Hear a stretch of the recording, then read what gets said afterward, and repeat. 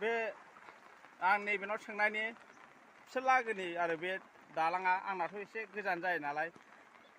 बेखौदि मैया मावबाय नोंसोरो बे दालाङा बेसे गोबावसैमोन हाबाब मथा मथि 30 बोसोर 30 बोसोराव जाबाय दा बेखौथ' दैबाना जाबानो बानायनांगौ नोंसोर औ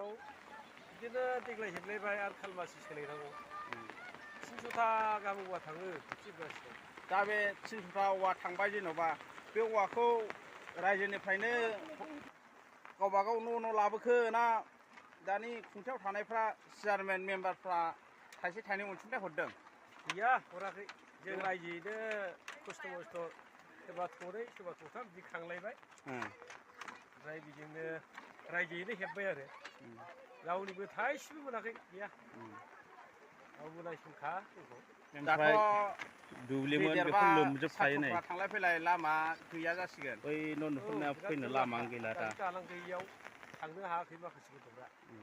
दा बेफोरनि थाखायनो रायजोयैनो हेब्बाय परिबारैबो बिराद न'खर दङ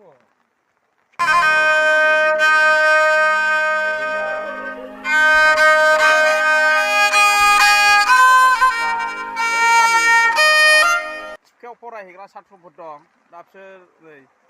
दैया देरनानै थाबाय दालां बानायदोंबाबो बै ससेया हनै जथेहैनाय दुब्लिबो जाहैबाय फैनो लामा गैया बिसोर दा होमब्ला नोंसोर सरखारनिफ्राय एसे अनसुंथाइ लुबैदोंना लुबैयाखै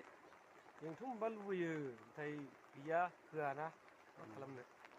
दाथ' होबाथ' मोजां स्किमफोरखौनो लाबोला माथो दाना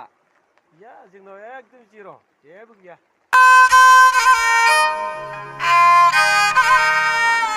मोजां थाबाय बोराय गाबोमोन दालाङा थिग जायाखै